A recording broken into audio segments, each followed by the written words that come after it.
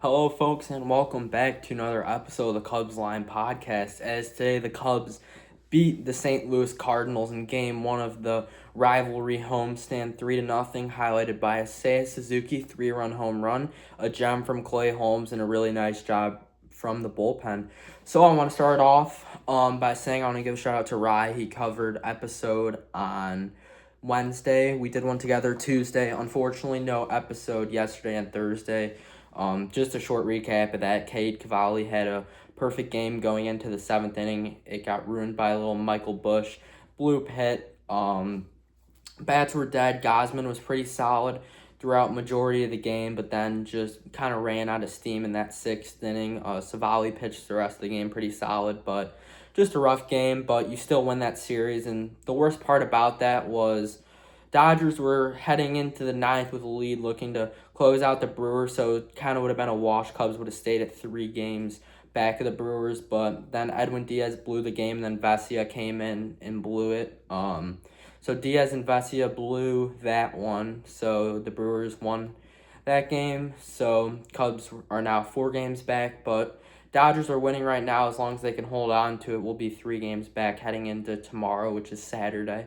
So we'll talk about today's Cubs game, though. Gem from Clay Holmes, and both teams had perfect games going into the sixth inning, so the bats are definitely going to have to wake up in the near future because they were really solid at that start of that National Series, but 2 rough games in a row, so the bats are going to have to figure it out. But I think the highlight of today's game was Clay Holmes, just how good and composed he was. He probably could have went more, but I believe it was his second start since coming off of the IL after getting hit by that line drive by Spencer Jones. And me and Rye were talking about, he's like, yeah, they shouldn't have pulled him, but I do understand that because he was around 80 pitches. Probably could have went another inning or two, but also got to keep the arm fresh for the innings that really matter. And you get a 3-0 lead. If your bullpen does the job, you're fine. And he hasn't really pitched in a major league game in a long time. He had a rough one, that Royals start, so nice to kind of bring him back into it, and he can start throwing 90 to 100 pitches in the near future, but kind of phasing back into it. But great job from Clay Holmes. He controlled the strike zones. He controlled the at-bats. So we'll do a little game recap here. Started off, Weatherholt, not a lot much to start because it was perfect through 6 for both teams. Weatherholt lined out, Herrera grounded out, Burleson flew out.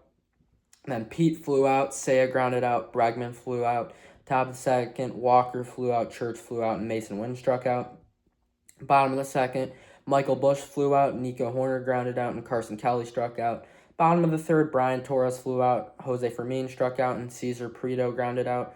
Bottom of the third, Ian Happ struck out, Tyrone Taylor grounded out, Dansby Swanson struck out. Top of the fourth, Weatherholt grounded out, Ivan Herrera grounded out, and Alec Burleson grounded out.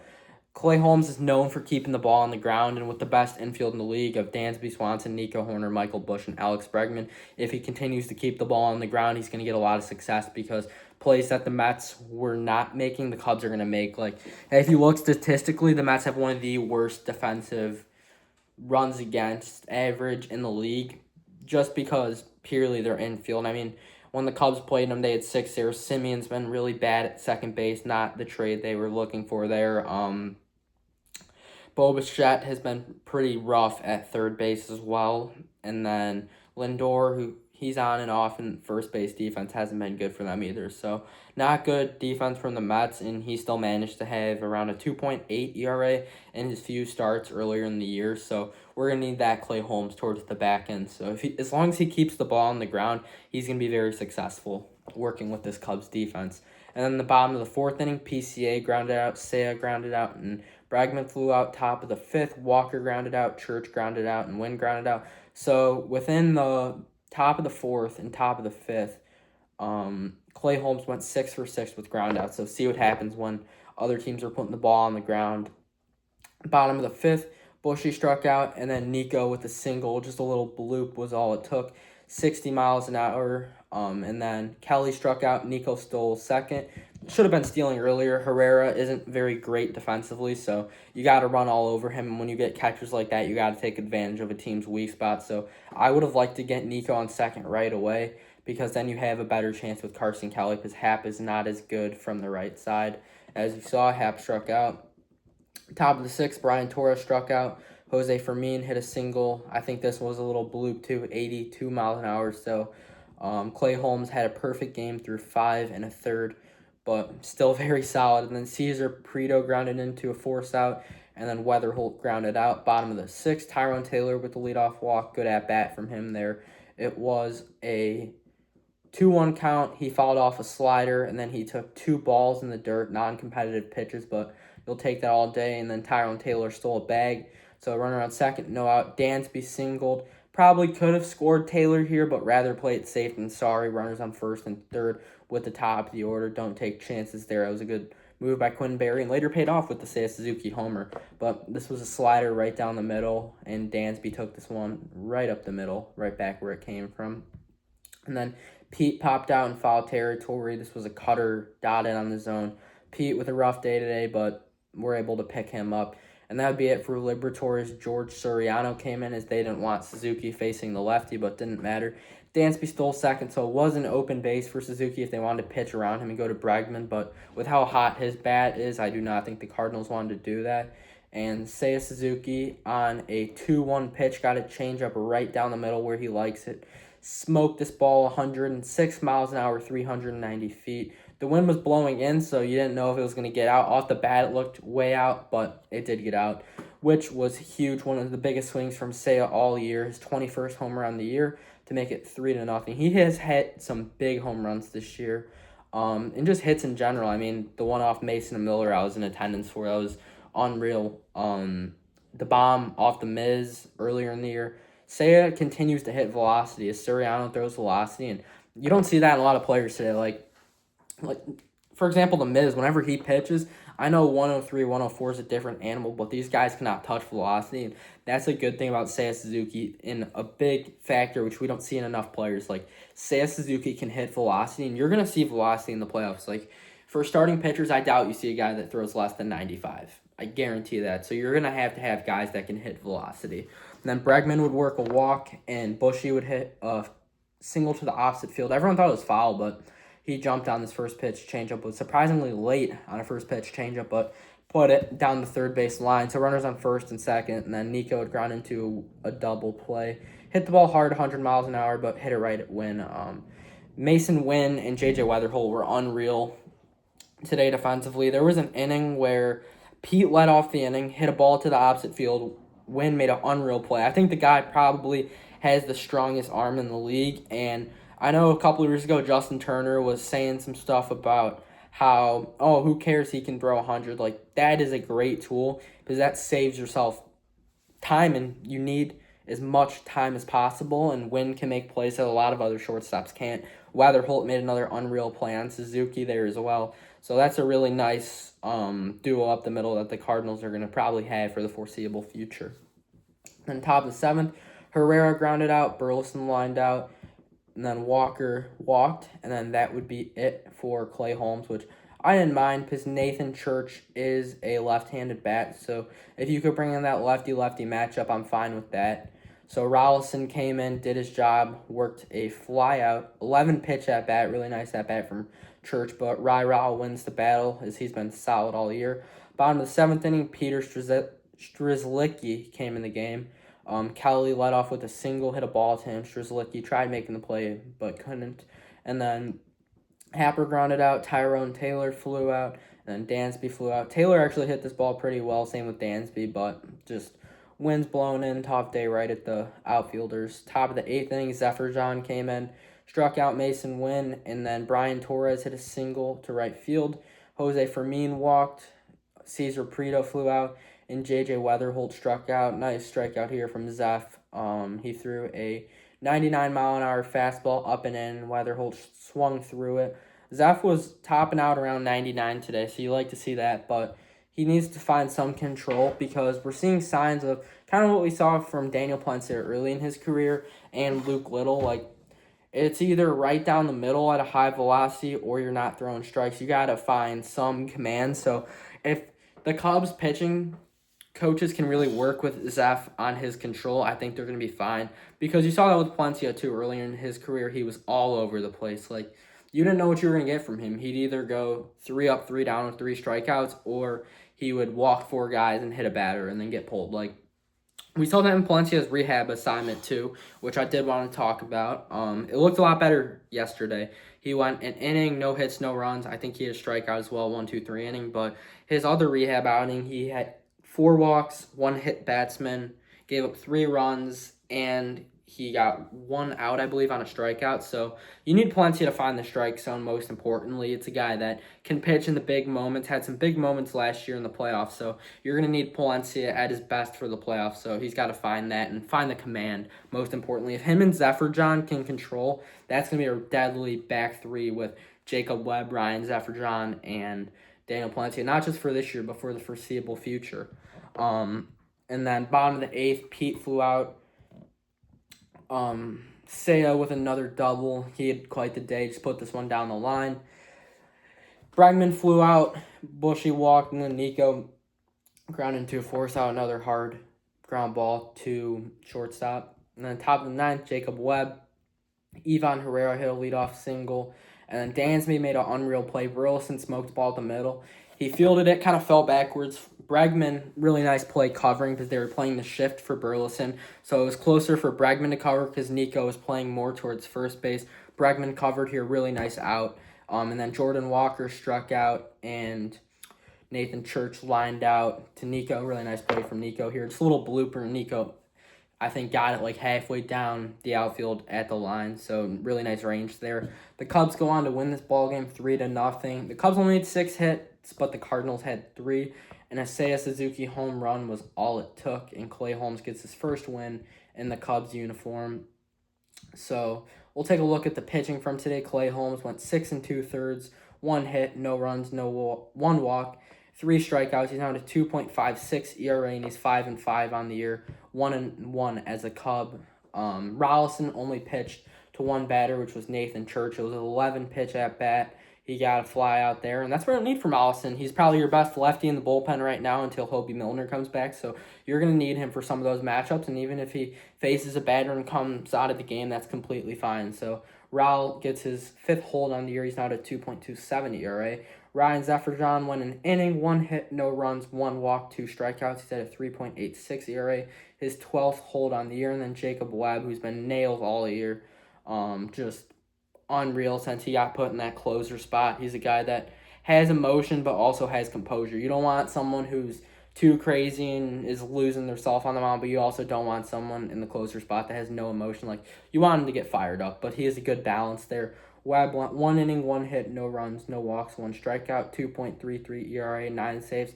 I think he still is your closer when Palencia comes back, just how good he's been. Like, if he struggles later, then you can slip Zephyr or Palencia into that role, but right now, I think Jacob Webb has got the closing role for the Chicago Cubs secured heading into September and potentially the playoffs, depending on how Palencia is when he comes back.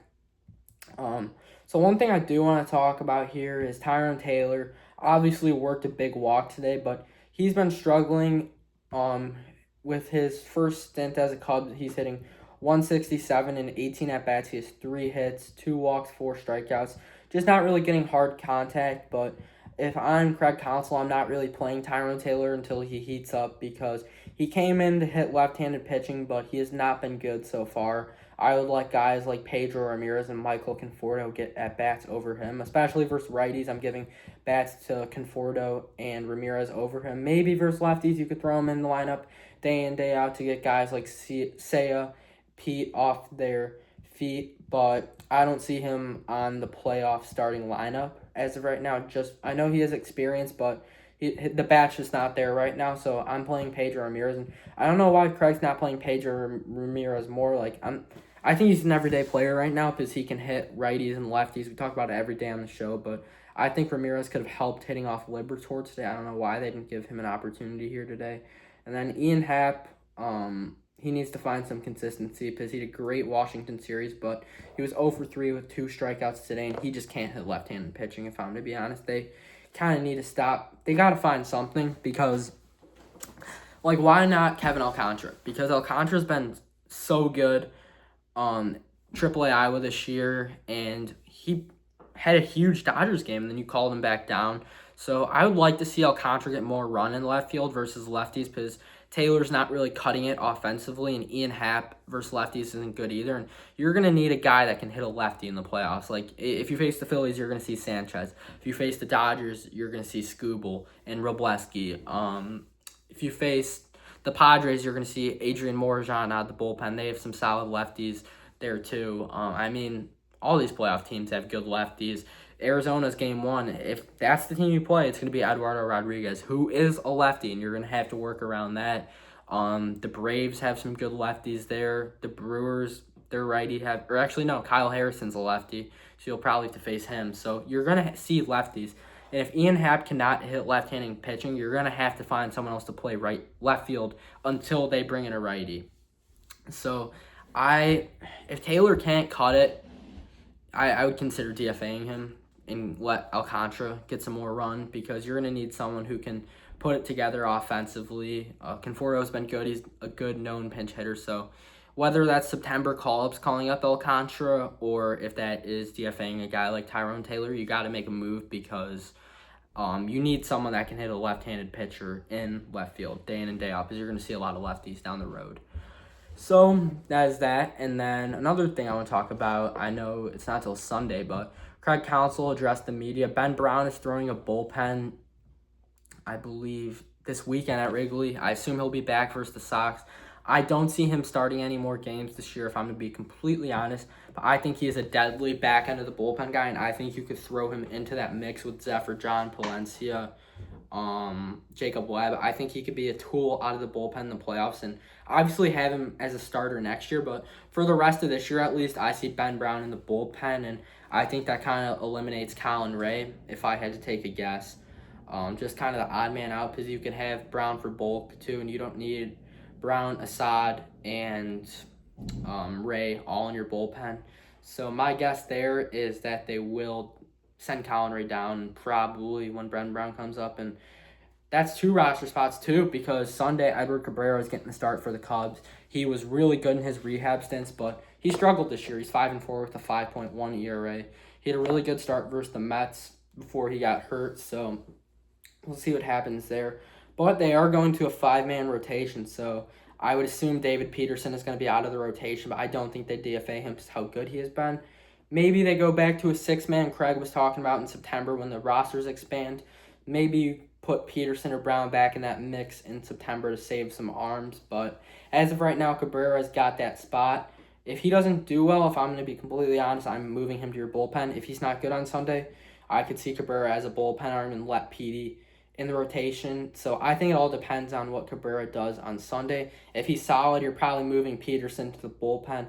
But if he's not good, Peterson's probably remaining his rotation. So I'm not really making a decision personally until I see what happens from Cabrera Sunday. But as of right now, I would say that David Peterson's probably the odd man out if I had to pick right now. And who knows what that means for a guy like a Caleb Thielbar, a Javier Assad, a Colin Ray. Obviously, I said Ray's probably the next guy down, but it's kind of between Thielbar,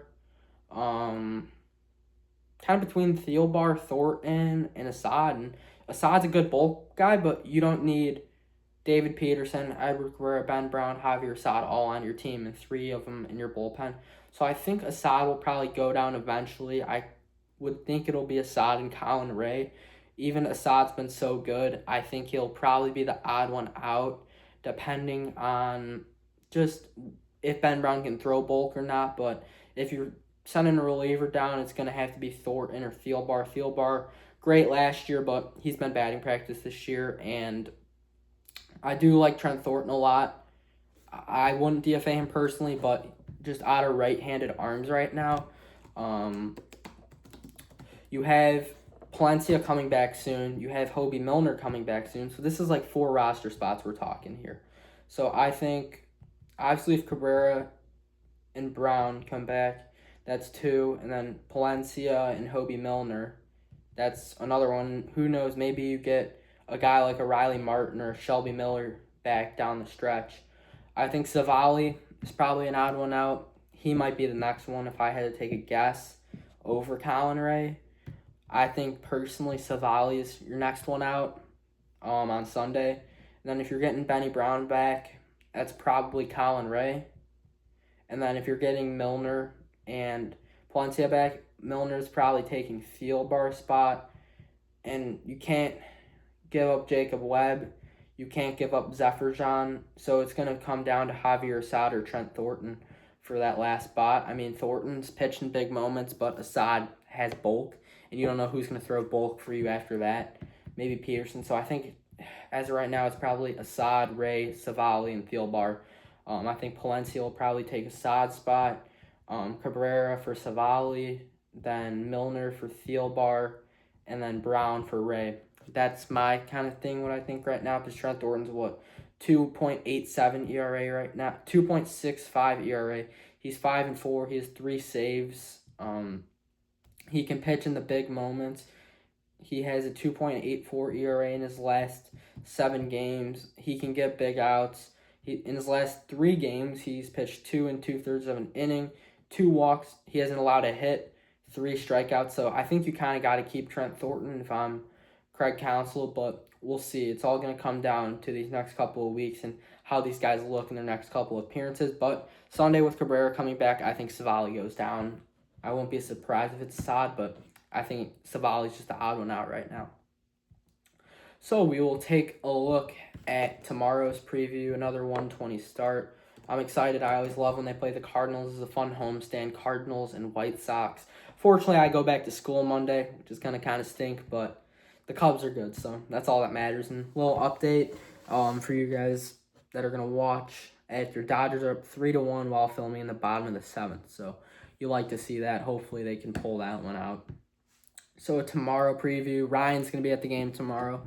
Forgot to mention that. For the Cubs, it's Matt Boyd, who's 8-1 with a 3.5 ERA. He's been unreal since the break. He has a 2.35 ERA and is 5-0 in his last 7 games. It seems like they win whenever he's on the mound, and he's probably your game 1 guy right now. So love to have him on the mound. And something that when you look on Matt Boyd's MLB.com, funny thing is he's a distant relative of Bob Feller. So never knew that, but that's something kind of interesting that I never knew. Matt Boyd, one of the coolest guys you'll meet, though.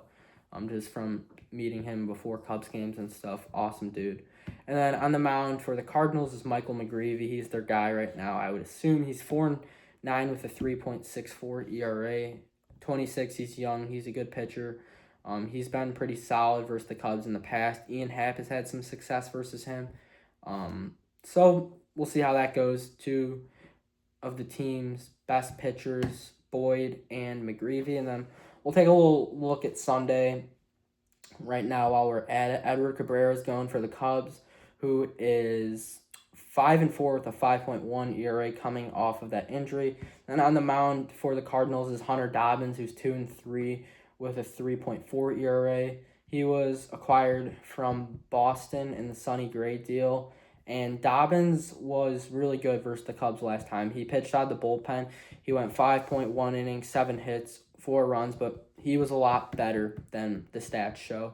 He pitched against the Yankees. He went 6.1 innings, 4 hits, 2 runs.